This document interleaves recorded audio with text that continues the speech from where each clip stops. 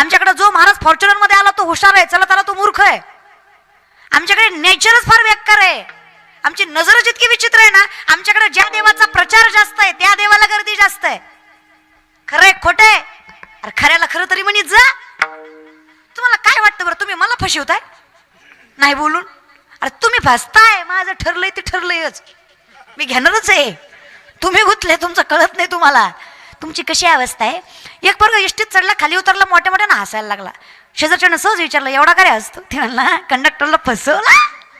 ते म्हणला कसं काय? मग म्हणला तिकीट काढलं आणि गेलंच नाही. कळलं त्यालाच कळलं महाराज बरं का. तुम्ही सांगा याच्यात कंडक्टरच्या बापाचं काय गेलं?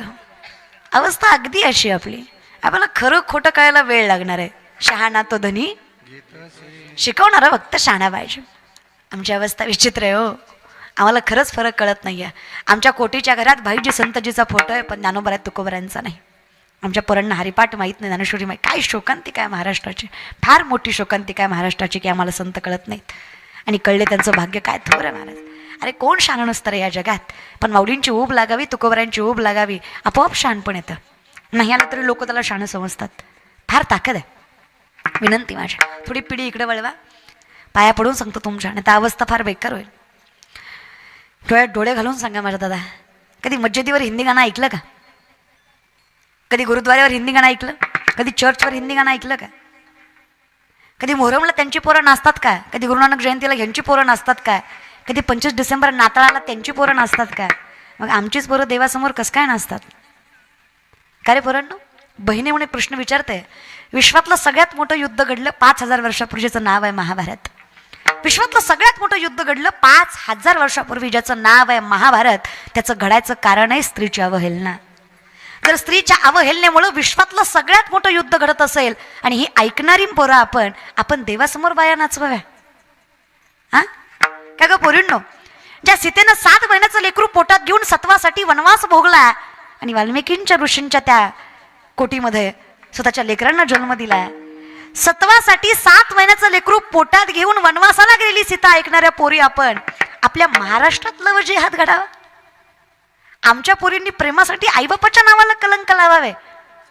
हे कितपत योग्य आहे? अरे रामायण महाभारत ऐकणारी लेकर आहेत रे आपण.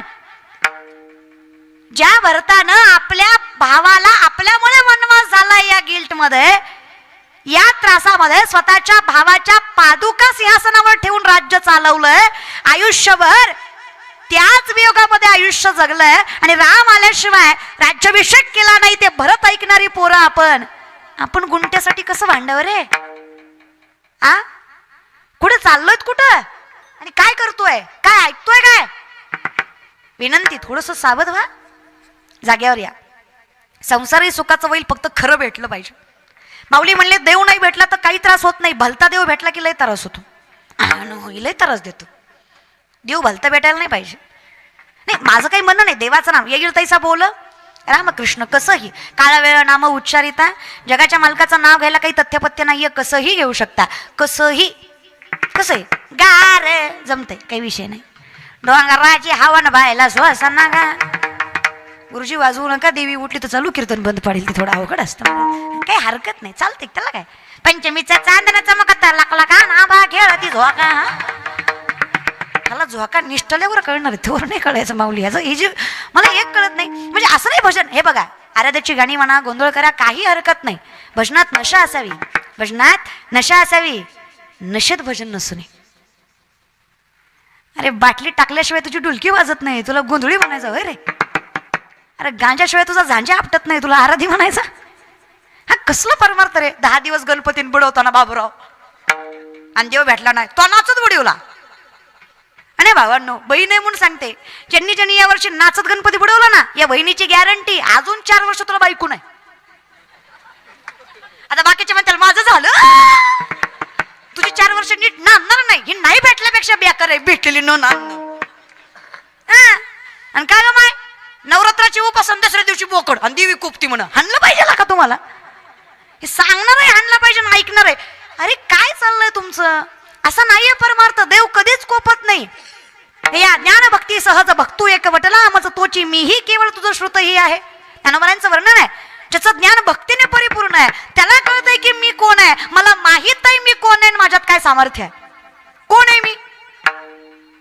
आपुल्या समसाठी करोनी ठेला, जगाच्या मालकाने देव पहावया गेलो तेथे देवाची होणी.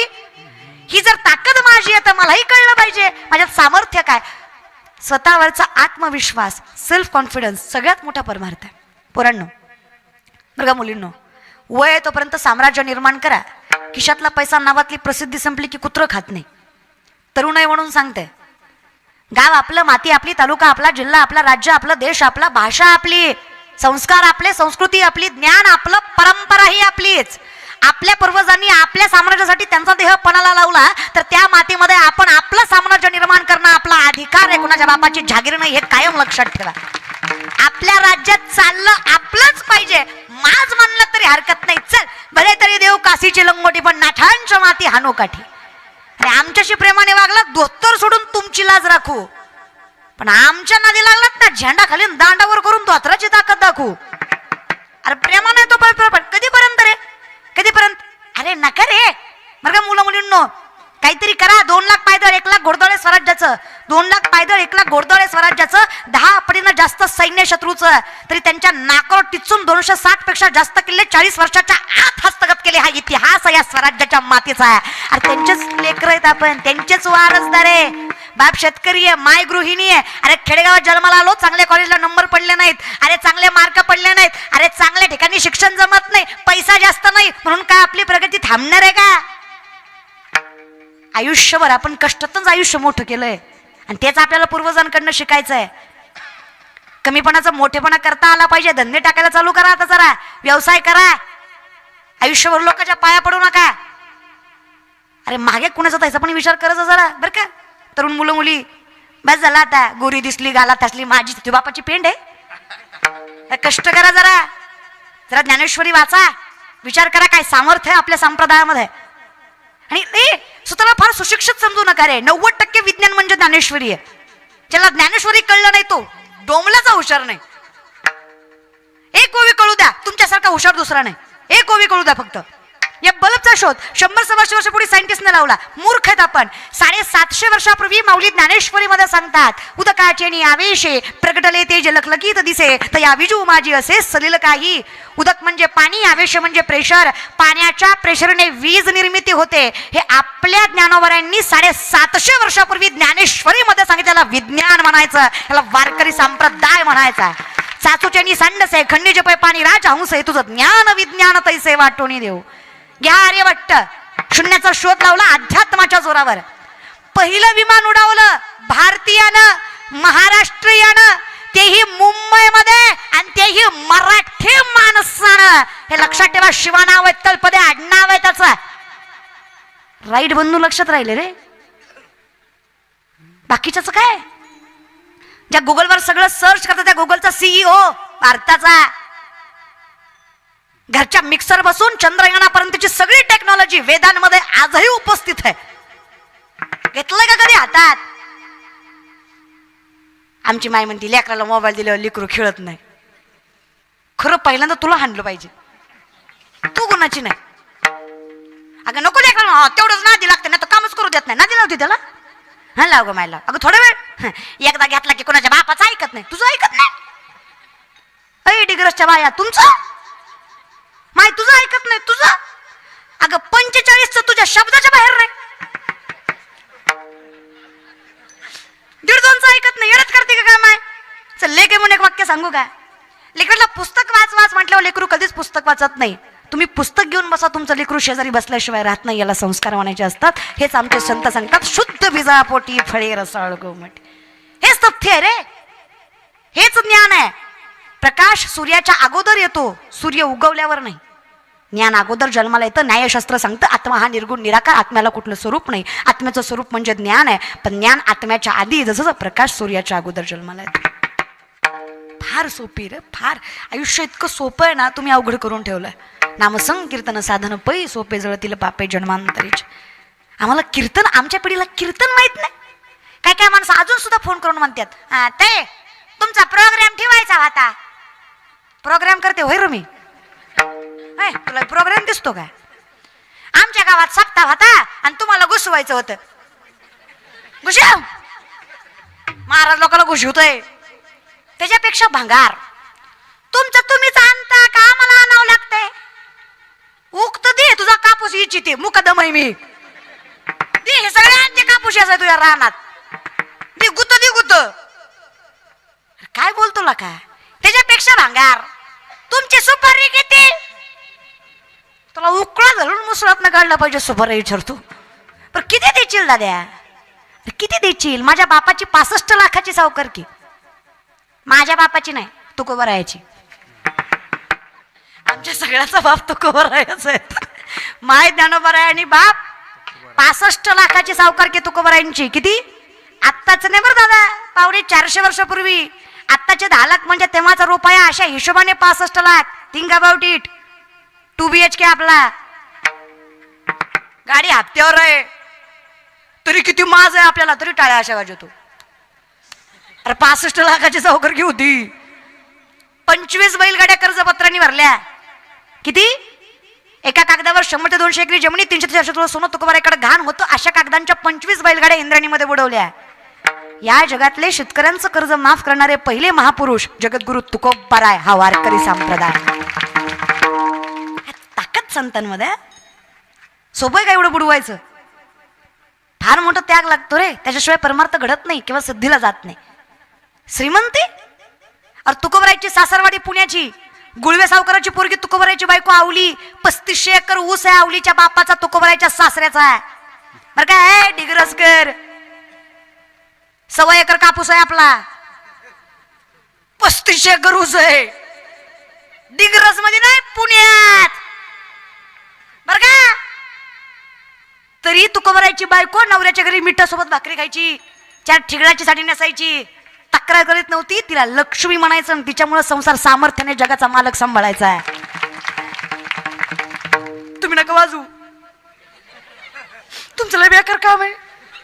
तुमची आवली 3 टाइम खाती तरी दिवाळीला गेल्यावर म्हणती काय बाय जनावर भेटलंय मी आई म्हणून सांभाळलंय. 3दा खाऊन म्हणती. तुमची काय आवली? काय जुन्या बायका महाराज. काय बाई म्हणायचो. काय तुकोबारायची बायको आवली. धोतर फाटलं तुकोबारायचं. 3 गाठी मारल्या, खालनं 2 पळसाची पानं लावली. माझ्या नवऱ्याचं धोतर फाटलंय, जगाला दिसू नये कारण धोतर शिवाय दोरा नाही. काय माय माऊली म्हणायचं महाराज. काय काय खरंच माय तुमच्यात लय ताकद आहे ग. लय ताकद आहे माय तुमच्यात. तुम्ही येऊन संसार आहे.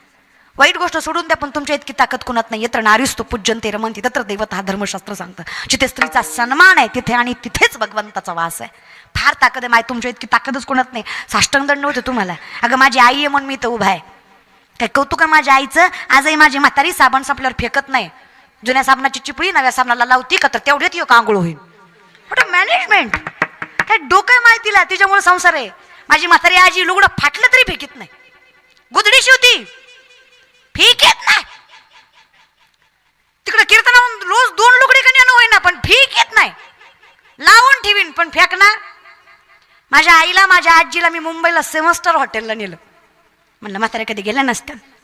7 स्टार हॉटेलला नेलं. म्हणलं सुखाचे दिवस दाखवावे. 5000 रुपयाचं कब्बर आईस्क्रीम खाऊ घातलं.